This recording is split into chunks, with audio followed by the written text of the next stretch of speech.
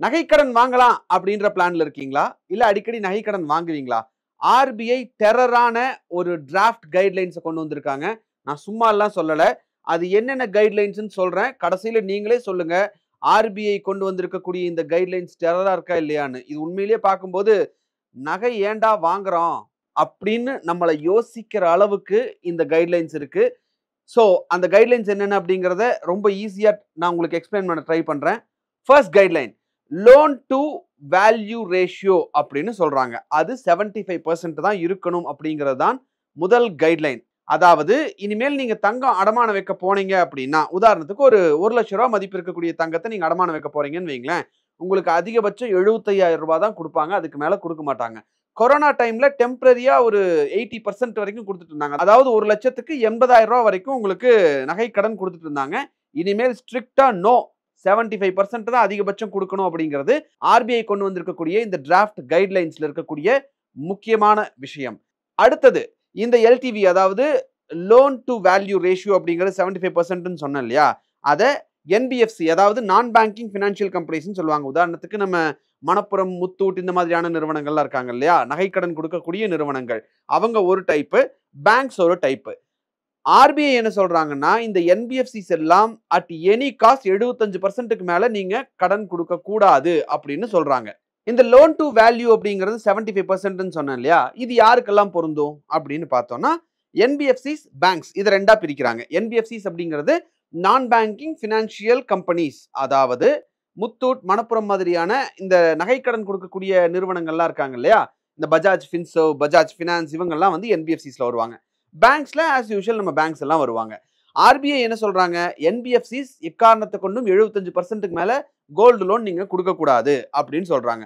பேங்க்ஸுக்கு income generating லோன்ஸா இருந்தால், ஒருவேளை நீங்க ஒரு தொழில் கடன், வியாபாரத்துக்கு கடன் வாங்குறீங்க அப்படின்னா அதெல்லாம் இன்கம் ஜெனரேட்டிங் லோன்ஸ். அதுக்கு அந்த மாதிரியான கடன்களுக்கெல்லாம் நீங்க உங்க ரிஸ்க பேஸ் பண்ணி நீங்களே அந்த ரிஸ்க் எடுத்துட்டு எவ்வளவு % கடன் கொடுக்கணும் அப்படிங்கிறத டிசைட் பண்ணிக்கோங்க அப்படிங்கிறது இந்த டிராஃப்ட் கைட்லைன்ஸ்ல சொல்லியிருக்கக்கூடிய முக்கியமான விஷயம். கடன் செலுத்துறதுல பொதுவா 2 வகை உண்டு. நகைக்கடன் வாங்கினதுக்கு அப்புறம் நம்ம ஒவ்வொரு மாசமும் இஎம்ஐ கட்டுறது ஒரு டைப். 2வது புல்லட் ரீபேமெண்ட் அப்படின்னு சொல்றாங்க. கடனை வாங்கிட்டு மாசம் மாசம் தவணையை செலுத்தாம, உதாரணத்துக்கு அது ஒரு 6 மந்த் டென்யூர் இருக்கக்கூடிய ஒரு கோல்டு லோன் வச்சுக்கோங்களேன். 6வது மாச கடைசியில நீங்க அந்த வட்டி, அசல் எல்லாத்தையும் சேர்த்து கட்டுறதுக்கு பேரு புல்லட் ரீபேமெண்ட் அப்படின்னு சொல்றாங்க. அதாவது புல்லட் ரீபேமெண்ட்ல யாராவது லோன் வாங்கினா கூட அந்த கடன்களுக்கு அசல், வட்டி 2ம் சேர்த்து 75% தாண்டக்கூடாது அப்படின்னு சொல்லி ஆர்பிஐ சொல்லியிருக்காங்க. முன்னாடி சொன்னது நீங்க கொடுக்கக்கூடிய இஎம்ஐ மூலமா போனீங்கன்னா மொத்தம் கோல்டு எவ்வளவோ அதுக்கு 75%. இந்த புல்லட் ரீபேமெண்ட் மூலமா போனீங்க அப்படின்னா அசல், வட்டி எல்லாம் சேர்த்தே 75%க்குள்ள தான் இருக்கணும் அப்படிங்கிறது ஆர்பிஐ சொல்லியிருக்கக்கூடிய விஷயம். 2வது முக்கியமான விஷயம், தங்கம் உங்களுடையதுதானா அப்படிங்கிறத நீங்க நிரூபிக்கணும். அது எப்படிடா நிரூபிக்க முடியும் அப்படின்னு தானே கேட்குறீங்க. உங்ககிட்ட அந்த நகையை கொண்டு போய் அடமானம் வைக்கும்போது நகை வாங்கினதுக்கான ரெசிப்ட் இருந்ததுன்னா நீங்க அதை கொடுக்கலாம். இல்ல அப்படின்னா நீங்க ஒரு ரிட்டன் டிக்ளரேஷன் எழுதி கொடுக்கணும். இந்த நகை வந்து, இந்த தங்கம் வந்து எங்க அம்மா என்னுடைய கல்யாணத்துக்கு போட்டது, என்னுடைய வளகாப்புக்கு போட்டது, என்னுடைய சோ அண்ட் சோ இந்த ஃபங்க்ஷனுக்கு அவங்க போட்டாங்க, இது என் பாட்டியோட நகை அப்படின்னு நீங்க ஒரு டிக்ளரேஷன் எழுதி கொடுக்கணும். அந்த பேங்கோ என்பிஎஃப்சியோ அதை உங்க ஓனர்ஷிப் சர்டிபிகேட்டா அவங்க எடுத்து வச்சுப்பாங்க. அதுக்கப்புறம் நீங்க கொண்டு வந்து வைக்கும்போது அதை அவங்க வெரிஃபை பண்ணிப்பாங்க. இதை இன்னும் ஷார்ட்டா சொல்லணும் அப்படின்னா, மற்றவங்களோட நகையை எடுத்து கொண்டு போய் நீங்க வைக்க முடியாது. அவ்வளவுதான். நீங்க வைக்கக்கூடிய நகைக்கு உங்ககிட்ட ப்ரூஃப் இருக்கணும். 3வது முக்கியமான விஷயம், தங்கத்துக்கு பேங்க்ஸோ இல்ல என்பிஎஃப்சிஸோ அவங்களே ஒரு சர்டிபிகேட் உங்களுக்கு கொடுப்பாங்க. இது இந்த ஆர்பிஐ டிராஃப்ட்ல இருக்கக்கூடிய முக்கியமான விஷயம். அந்த பியூரிட்டி சர்டிபிகேட்ல என்னென்ன இருக்கும் அப்படின்னு பாத்தீங்கன்னா, நீங்க கொடுக்கக்கூடிய தங்கம் எத்தனை கேரட், 18 கேரட்டா, 22 கேரட்டா அப்படின்னு அந்த தங்கத்தோட தூய்மை எவ்வளவு அப்படிங்கிறது இருக்கும். 2வது கிராஸ் வெயிட், அந்த நகையோட டோட்டல் வெயிட் எவ்வளவு அப்படிங்கிறது இருக்கும். அதுக்கப்புறம் நெட் வெயிட், அதுல அந்த கல்லு அதெல்லாம் இருக்கும் இல்லையா, அதெல்லாம் எடுத்ததுக்கு அப்புறம் தங்கத்தோட அளவு மட்டும் எவ்வளவு அப்படிங்கிறது அந்த நெட் வெயிட்ல இருக்கும். அப்புறம் அந்த நகையில டேமேஜ், டிஃபெக்ட்ஸ் மாதிரியான விஷயங்கள் இருக்கா அப்படிங்கிறத மென்ஷன் பண்ணுவாங்க. அது மட்டும் இல்லாம அந்த நகையோட போட்டோவும் இருக்கும். அண்ட் இந்த நகைக்கு எவ்வளவு லோன் சாங்ஷன் ஆயிருக்கு அப்படின்ற அமௌண்ட்டும் அந்த சர்டிபிகேட்ல இருக்கும். அந்த சர்டிபிகேட் 2 பிரிண்ட் அவுட் இருக்கும். ஒரு பிரிண்ட் அவுட்டை நீங்க கையெழுத்து போட்டு வாங்கிக்கணும். இன்னொரு பிரிண்ட் அவுட் பேங்க் கிட்டயே இருக்கும். 4வது முக்கியமான விஷயம், இதுதான் உண்மையிலே டெரரான விஷயம், எல்லாருக்கும் ஷாக் கொடுக்கக்கூடிய ஒரு விஷயம்னே சொல்லலாம். எந்த தங்கத்துக்கு கடன் கிடைக்கும், எந்த தங்கத்துக்கு கடன் கிடைக்காது. நாம வாங்கியிருக்கக்கூடிய எல்லா தங்கத்துக்கும் கடன் கிடைக்குமா அப்படின்னா கிடைக்காது. ஒரு சில கோல்ட் ஃபார்மேட்ஸ்க்கு கண்டிப்பா அடகு வைக்கவே முடியாது அப்படின்ற சிச்சுவேஷன் தான் இந்த ஆர்பிஐ டிராஃப்ட் சொல்லக்கூடிய முக்கியமான விஷயம். உதாரணத்துக்கு எதுக்கெல்லாம் நான் உங்களுக்கு அடமானம் கடன் கிடைக்கும் அப்படின்னு பார்த்தா, கோல்டு ஜுவல்லரி, உங்களுடைய year rings, necklace, rings, chain இந்த மாதிரியான விஷயங்களுக்கு எல்லாத்துக்கும் நீங்க அடகு வைக்கலாம். அதே மாதிரி தங்கத்தாலான பொருட்கள், உதாரணத்துக்கு இந்த பிளேட்டு, டம்ளர் இந்த மாதிரியான விஷயங்கள்லாம் இருக்கு இல்லையா, அதெல்லாம் நீங்க அடகு வச்சு கடன் வாங்கலாம். முக்கியமா கோல்டு காயின் நீங்க வச்சிருக்கீங்கன்னா ரொம்ப முக்கியமா கவனிக்க வேண்டியது 22 கேரட் இல்ல அதுக்கும் மேல தூய்மையான கேரட் இருக்கக்கூடிய தங்கம் மட்டும்தான் நீங்க அடகு வைக்க முடியும். இன்னும் தெளிவா சொல்லணும்னா 22, 24 கேரட் இதை மட்டும்தான் என்பிஎஃப்சிஸ் ஆகட்டும், பேங்க்ஸ் ஆகட்டும் அவங்க அடகு வைக்கிறதுக்கு ஏத்துக்குவாங்க. இதுல இன்னொரு செக் பாயிண்ட் என்ன அப்படின்னா, இந்த கோல்ட் காயினை நீங்க மார்க்கெட்ல வாங்கியிருக்க கூடாது. ஏதாவது ஒரு பேங்க்ல வாங்கியிருந்தா மட்டும்தான் நீங்க அந்த கோல்டு காயினையும் அடகு வைக்க முடியும். இதுதான் ரொம்ப டெரரான பாயிண்டா இருக்கு ஆக்சுவலா. எந்தெந்த கோல்டெல்லாம் வந்து இந்த அடகு வைக்கிறதுக்கு தகுதி இல்லாதது அப்படின்னு பார்த்தீங்க அப்படின்னா, நம்ம இந்த நகையெல்லாம் செஞ்சதுக்கு அப்புறம் சேதாரம் போக அந்த கோல்டு இருந்தது அப்படின்னா, அது ஒரு ரவுண்டா ஒரு பால் மாதிரி வச்சிருப்போம். அந்த மாதிரியான தங்கம் எதுவுமே நீங்க வந்து அடகு வைக்க முடியாது. அதே மாதிரி gold ETF, gold mutual fund, digital gold எதையுமே நீங்க அடகு வச்சு பணம் வாங்க முடியாது. இதுல முக்கியமா நீங்க கவனிக்க வேண்டியது என்னன்னா, இப்போ இது நடைமுறைக்கு வரல. ஆர்பிஐ கொடுத்திருக்கிறது வெறும் டிராஃப்ட் ரூல்ஸ் தான். இது நடைமுறைக்கு வந்துருச்சு அப்படின்னா, நான் சொன்ன எல்லாமே நடைமுறைக்கு வந்துரும். நாம மார்க்கெட்ல வாங்கி வச்சிருக்கக்கூடிய கோல்டு காயினை கூட அடகு வைக்கிறது அப்படிங்கிறது ரொம்ப கஷ்டமா போயிடும். 5வது பாயிண்ட், கோல்டு மட்டும் இல்ல, வெள்ளியும் நீங்க அடகு வைக்கலாம் அப்படிங்கிறது ஆர்பிஐ டிராஃப்ட்ல இருக்கக்கூடிய அடுத்த முக்கியமான பாயிண்ட். என்னென்னலாம்? கோல்டுக்கு சொன்ன மாதிரியே தான். சில்வர் ஜுவல்லரி வைக்கலாம், சில்வர் யூட்டன்சில்ஸ் வைக்கலாம். அதுவும் பேங்க்ல வாங்கின சில்வர் காயினா தான் இருக்கணும்.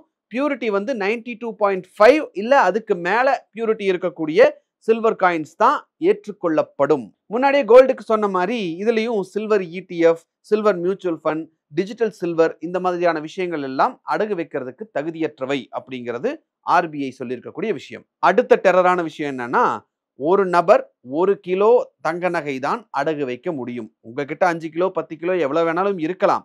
ஆனா ஒருவர் ஒரு நேரத்துல 1 கிலோ வரைக்கும் தான் தங்க நகையை அடகு வைத்து அதுக்கான கடனை பணமா வாங்க முடியும் அப்படிங்கிறதும் ஆர்பிஐ டிராஃப்ட்ல சொல்லப்பட்டிருக்கக்கூடிய முக்கியமான விஷயம்.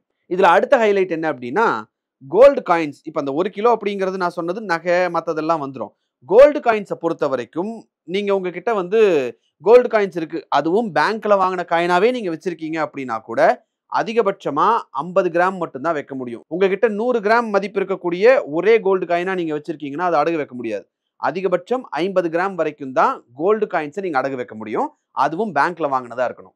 இதுல நம்ம முக்கியமா கவனிக்க வேண்டியது என்னன்னா, இந்த லிமிட்ஸ் எல்லாம் வந்து ஆர்பிஐ டிராஃப்ட்ல தான் மென்ஷன் பண்ணியிருக்காங்க. ஸோ பப்ளிக்கும் இண்டஸ்ட்ரி ஃபீட்பேக் எல்லாம் வாங்குவாங்க. வாங்கினதுக்கு அப்புறம் ஒரு ஃபைனல் சர்க்குலர்ல வரும். அதுல இந்த மாற்றங்கள் இருந்தாதான் பாதிப்பு அப்படிங்கிறதையும் நீங்க மறந்துடக்கூடாது. 7வது முக்கியமான பாயிண்ட், நீங்க 18 கேரட் தங்கத்தை கொண்டு போய் அடகு வச்சு கடன் வாங்க போனா கூட அதை 22 கேரட்டா மாத்தி தான் அவங்க கணக்கு எடுத்துப்பாங்க. அது எப்படி அதை பண்ணுவாங்க அப்படின்னு கேட்டீங்கன்னா, எல்லா கோல்டையும் 22 கேரட் தங்கம் விலையை அடிப்படையா வச்சு தான் கால்குலேட் பண்ணுவாங்க. நீங்க 16 கேரட் கொடுக்கலாம், 18 கேரட் கொடுக்கலாம், எதை கொடுத்தாலும் 22 கேரட் கோல்டு பிரைஸ் என்னவோ அதை பேஸ் ரேட்டா வச்சு தான் உங்களுக்கு கோல்டு லோனே கால்குலேட் பண்ணி கொடுப்பாங்க.